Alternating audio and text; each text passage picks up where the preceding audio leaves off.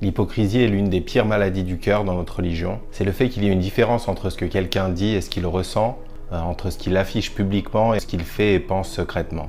Quelqu'un qui va se dire musulman, qui va parler comme un musulman, qui va agir en apparence comme un musulman, mais qui va le faire avec un cœur mécréant, il va dire avec sa langue ce qui n'est pas dans son cœur. Et Allah leur a promis un dur châtiment.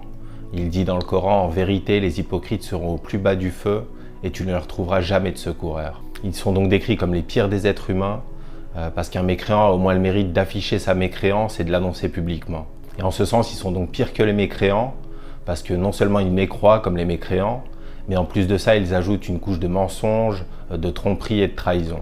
Mais comme l'hypocrisie est une maladie intérieure, une maladie du cœur, les seuls qui peuvent la diagnostiquer sont la personne elle-même et Allah. Parce qu'on ne peut pas connaître les intentions de quelqu'un, l'état de son cœur, et on ne peut donc pas dire qu'un tel ou un tel est un hypocrite. Et Allah dit dans le Coran, et ne dites pas à quiconque vous adresse le salut de l'islam, tu n'es pas croyant. Donc quand quelqu'un nous dit simplement salam alaikum, on se doit de le considérer comme un musulman et comme un croyant.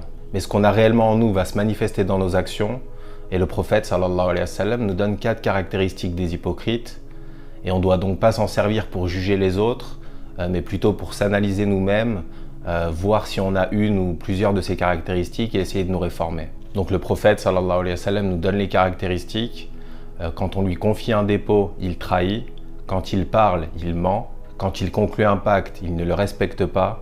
Et quand il se querelle, il se comporte particulièrement mal. Donc les caractéristiques de l'hypocrite sont la trahison, le mensonge, le fait de ne pas être digne de confiance et d'être outrancier dans ses paroles ou dans ses actes. Parce que le fait de croire en Allah va naturellement nous amener à respecter la création et à améliorer notre comportement. Et l'inverse est aussi vrai, quand quelqu'un ment sur sa croyance, quand il cache ses intentions, quand il triche, tout le mal qu'il cache en lui finira par apparaître au grand jour. Leur perversité et leurs mensonges se retourneront contre eux et ils seront les plus grands perdants dans l'au-delà. Qu'Allah nous en préserve. Salam alaikum wa rahmatullah.